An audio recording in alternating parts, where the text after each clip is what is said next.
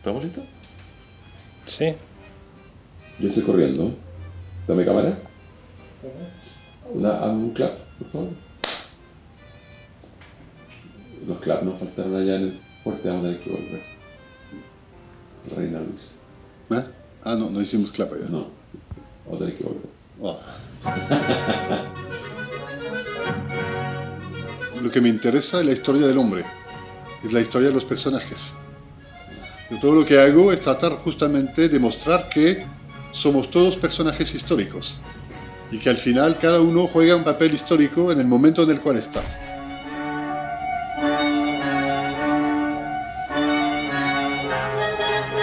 Me interesó el tema del siglo XIX porque para mí es un siglo de cambio. Desde la independencia norteamericana hasta la creación de Alemania e Italia en Europa, tenemos en 60 años un cambio profundo de lo que uno puede llamar el mundo occidental, otros hablan del mundo atlántico. A fines del siglo XVIII e inicios del XIX, Occidente comienza a experimentar profundos cambios sociales y políticos que lo conducen de un modelo monárquico, absolutista y colonial a uno republicano. Mientras Estados Unidos asegura su independencia, en Francia hay revolución. El cambio estimula a las élites latinoamericanas a liberarse del control de las coronas española y portuguesa. No es mal visto lograr autonomía y adquirir estatus para comercializar libremente los recursos naturales. En Francia estudié principalmente lo que podríamos llamar un tipo de antropología de los voluntarios de la revolución. Me interesaba entender cómo a partir de 1792 casi 1 millón de hombres van voluntariamente a entrar en el ejército para salvar la revolución o proteger la república. No estoy seguro que una ideología sea obligatoriamente un motor de la historia, porque si nadie le sigue la ideología no sirve para nada. Me interesa entender por qué en un momento una cantidad X de personas decidió adoptar esta ideología y pelear para que se hiciera realidad. Cuando Napoleón Bonaparte es derrotado, soldados europeos, en especial franceses, imprimen densidad a las guerras de independencia de Latinoamérica. Hombres que mastican el gen democrático encuentran la oportunidad de terminar de una vez con las monarquías europeas. Cuando cae el imperio napoleónico, ellos, yo diría, liberados del peso del imperio, vuelven a lo que son sus ideas.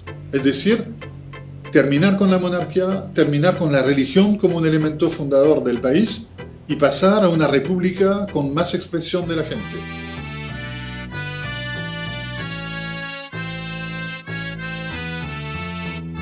Cuando llegué a Chile, descubrí por azar un personaje que se llama Jorge Bochev, un oficial napoleónico que había llegado a Chile al momento de la independencia. Llevo 30 años viajando por el mundo, buscando vivir la historia y entenderla, hasta que en una de esas vueltas, en el sur de Chile, voilà, descubro a un desconocido francés dando nombre a una calle de la ciudad de Valdivia. Y rápidamente me di cuenta que esos mismos personajes habían pasado por Argentina, habían ido después a Perú y que estaban en contactos con otros napoleónicos que estaban en Brasil, que estaban en México, que estaban en los países bolivarianos. Es el inicio de una amplia investigación que reveló que son más que roles militares, individuales y aislados. No hay que olvidar que muchos son hombres de mundo, que dominan lenguas y que, legítimamente, aspiran a algo superior. Y lo inicié evidentemente con el tema militar, porque eran militares. Pero también rápidamente me di cuenta que más que militares habían sido ciudadanos de los lugares donde llegaron. En ningún caso son mercenarios. Un mercenario viene, acumula plata y se va. En su mayoría vienen, se quedan, se casan acá, jugaron papeles culturales, papeles de comunicación, creando diarios o creando escuelas y también participando en el debate político para saber qué tipo de sociedad se iba a instalar después de la descolonización o de la independencia. El sueño que abraza Latinoamérica en 1810 es una forma parcial de autodeterminación.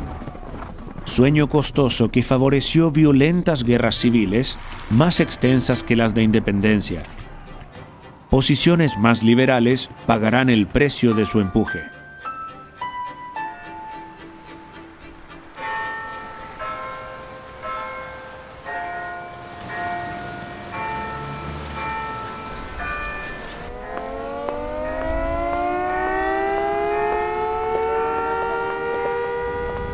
Por eso que este proyecto se llama de civiles militarizados a militares civilizados. No es solamente un juego de palabras.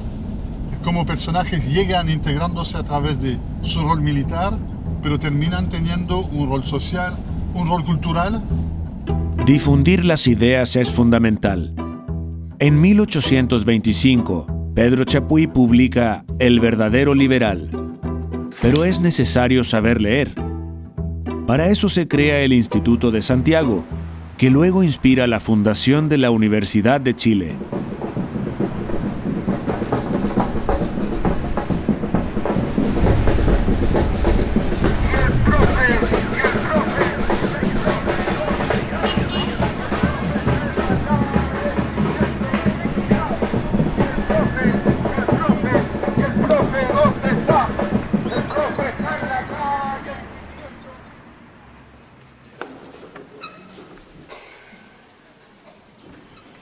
Las imágenes más persistentes que nosotros en el siglo XXI tenemos del Brasil de esta época tiene su fuente en Francia, tiene algo del Imperio Napoleónico.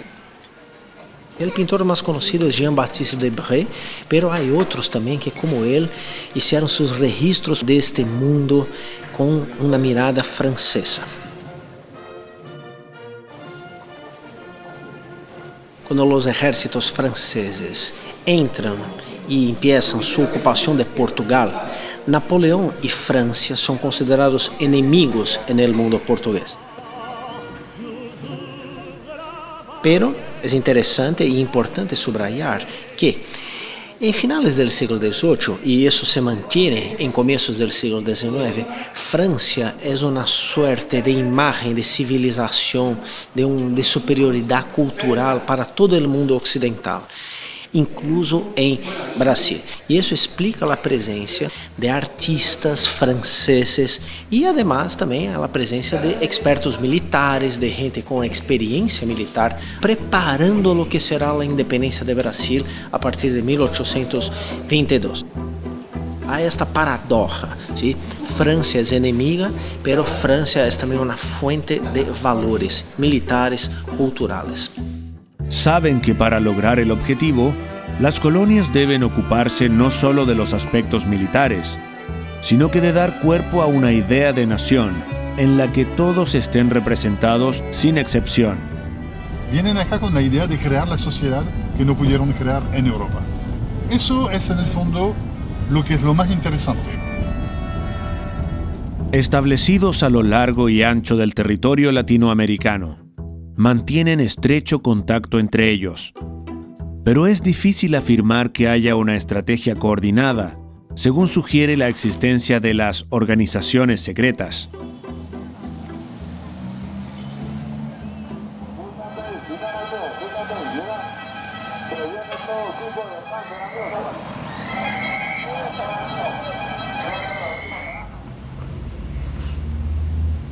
La masonería a partir de 1890 sostiene en su discurso que ellos habrían sido los formadores de los estados americanos, los iniciadores de los procesos emancipatorios, pero yo sostengo, como reitero, que eran más bien grupos políticos que tenían asociación y unión con los masones, que utilizan estas formas masónicas en sus reuniones, en sus escritos, en las relaciones que entablaron entre sus miembros, pero no son propiamente grupos masónicos.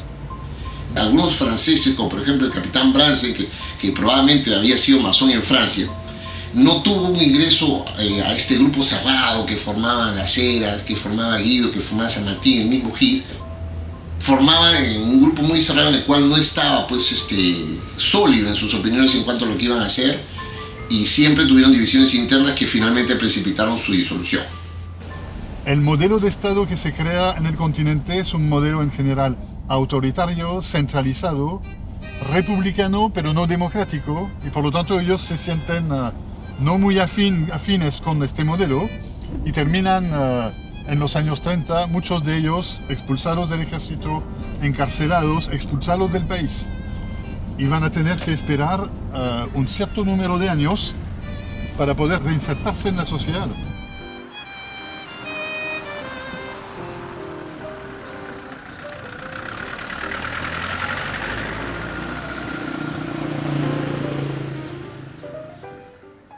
El proceso de investigación integró metodologías como la prosopografía, que permite describir a las personas desde múltiples ángulos. Hola a todos, ¿cómo están? Hola, Hernán, hola, Natalia. Hola Carlos. Nuevamente se da la lógica de que el matrimonio es una estrategia de inserción social. Estaba analizando el caso de Benjamín Biel. Dentro de su proceso histórico y de inserción familiar, destaca el rol, por ejemplo, de Benjamín, que es el hijo mayor, conocido por la historia por ser un político liberal. Elisa, que se va a casar con Manuel Blanco Curtín, tiene un vínculo familiar con el primer presidente de Chile, que es Manuel Blanco Encalada. Ya. Márcame la toma como... La prensa y su relación con lo político. Perfecto. Los periódicos de la época, en el fondo, son casi exclusivamente órganos políticos. Así es. Cada uno defiende una teoría específica. Surgen algunos pasquines que nacen y mueren muy rápidamente, pero estos periódicos se mantienen en el tiempo y generan una discusión teórica, intelectual, que demuestra la gran capacidad que tienen personas como Juan Egaña, como José Miguel Infante, como Pedro Chapuis, que la verdad es que han sido un poco olvidados por la historia. Sin olvidar que estamos hablando de un 5 o 6% de la población, la Así que es. sabe leer y escribir, la que está en Santiago. Hay lectores, ¿eh? Hay lectores de los periódicos que se lo leen a las personas que son analfabetas, y hay que recordar también que después, ya un poquito avanzado el siglo XIX, empiezan a aparecer con más fuerza las caricaturas. La fuerza de la imagen como comunicación política. Así es. En el proceso contactamos más de 100 familias descendientes en Latinoamérica y Europa y pusimos luz sobre centenares de documentos que nos permiten hoy conocer mejor a este grupo de hombres excepcionales.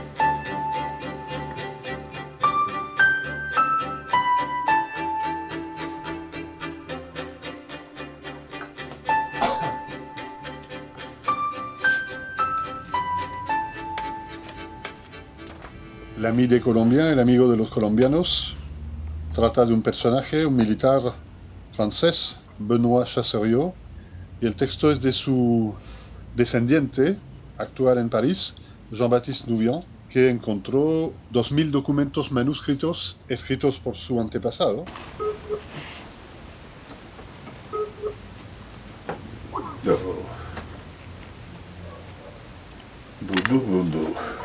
Lo más interesante es que este francés lideró una expedición en 1814, al inicio de 14, para liberar Panamá. Y es una expedición que se llama expedición secreta, y que es tan secreta que no existe documentación sobre esta expedición, ni en el Archivo Nacional de Bogotá, ni en el Archivo Nacional de Caracas. ¿Aló? Bonjour Jean-Baptiste, je ne te vois pas. Ah, alors parce que je ne sais pas comment ça marche. Ah. Exactement, un pur hasard. Donc je vais chez ce cousin, et chez ce cousin, il y avait donc des archives qui n'avaient pas été ouvertes, et au mieux elles auraient pu être ouvertes en 1934 à la mort du baron Chassériau, mais qui n'avaient jamais été lues. Et puis par ailleurs, je dirais la vie de Benoît Chassériau était peut-être moins importante, jugée moins importante et moins connue que celle de ses deux fils. Merci à toi pour la possibilité aussi d'avoir obtenu la digitalisation de ces documents. On est en train, avec un groupe d'étudiants, de travailler, par exemple, sur la reconstitution de l'expédition secrète. Donc, c'était fait surtout avec c'est ça, en collaboration avec un corsaire intéressant, avec Belluche. Ah, bien sûr, hein, entre Belluche, Louis Horry et tous ces personnages. Il y a beaucoup de liens entre les Français, les officiers de Napoléon et l'indépendance et les luttes internes de tous ces territoires dans lesquels les corsaires jouent un rôle important. Hein. C'est eux qui permettent les voyages de toutes les troupes de l'indépendance de la mer des Caraïbes et du golfe du Mexique. Donc c'est...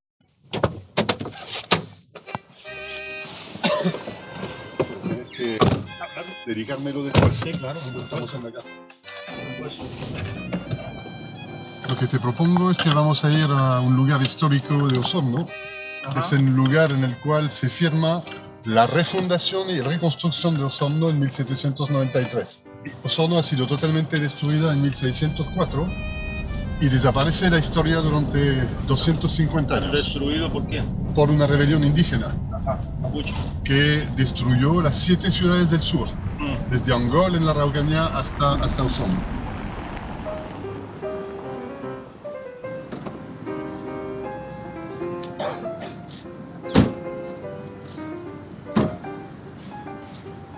Hay algo muy interesante lo que pasa en Cartagena y en la costa de Venezuela y Colombia de este nivel, es la presencia impresionante de barcos corsarios franceses en su mayoría.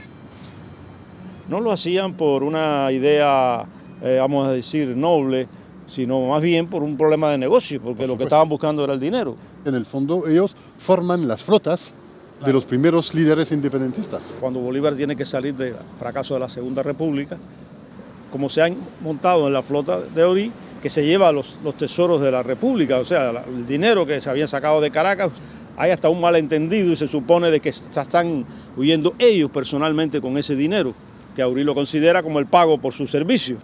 Y todo eso casi hace que fusilen a los 2 líderes de la lucha por la independencia en Venezuela en ese periodo, Santiago Mariño y Simón Bolívar. Estas flotas, de cierta manera, ofrecen una protección a los territorios liberados de la costa y tienen su centro en Cartagena, porque Cartagena es la ciudad amurallada más importante del Caribe, de la costa norte sudamericana.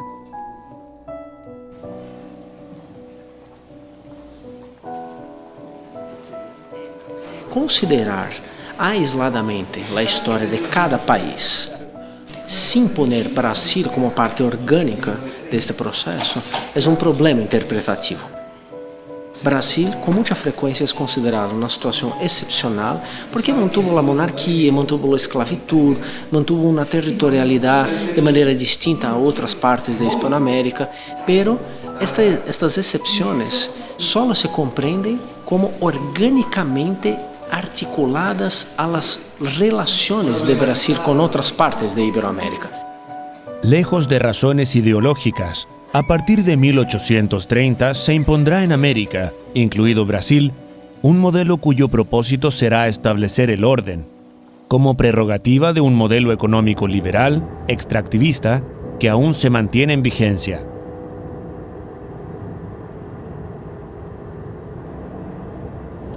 Ya después de casi 24 horas de viaje, llegué por fin a Natal, al noreste de Brasil, cerca de la costa atlántica, y estoy acá para exponer mañana, durante el tercer Seminario Internacional de Historia del Siglo XIX en Brasil.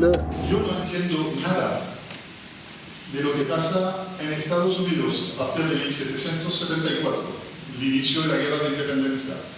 Lo que pasa en Francia con la Revolución Francesa y después las rebeliones liberales en Europa, y lo que pasa en América Latina con las independencias, si no pongo eso en un contexto que va mucho más allá que los Estados Unidos, que Francia o que América Latina. Acá hay un mundo que está en cambio profundo. Lo podemos llamar mundo occidental, y deberíamos llamarlo así porque, por desgracia, en este momento los pueblos indígenas no tienen absolutamente ningún rol político en América Latina. Por lo tanto, la sociedad que se mueve es la sociedad occidental.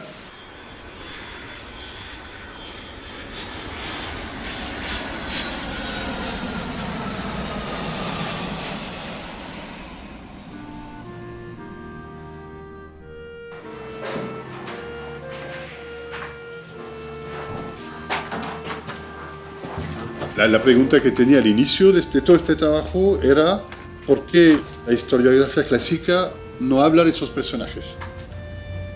¿Por qué nunca se había hecho un trabajo global sobre eso? Yo planteé muy rápidamente que primero había un movimiento colectivo importante, que había que relevar este movimiento. Hola, buenas tardes. ¿Cómo están? ¿Todo bien? ¿Bien? Qué bueno. Pero a mí siempre, cuando avanzo, se me abren nuevas preguntas. Es un ciclo que no tiene fin. Lo que vamos a hacer hoy, en el marco del electivo, es tratar de obtener visiones distintas sobre la independencia. Tú tenías que trabajar sobre el tema de la logia Lautaro, obtener visiones. No hay investigación sin preguntas nuevas. Pero eso no tendría sentido si yo no fuera capaz de compartir tanto este conocimiento nuevo como las dudas que todavía tengo con otros, en particular colegas y también estudiantes, para que ellos puedan en el futuro, a partir de nuevas investigaciones, responder a esas dudas y a esas preguntas.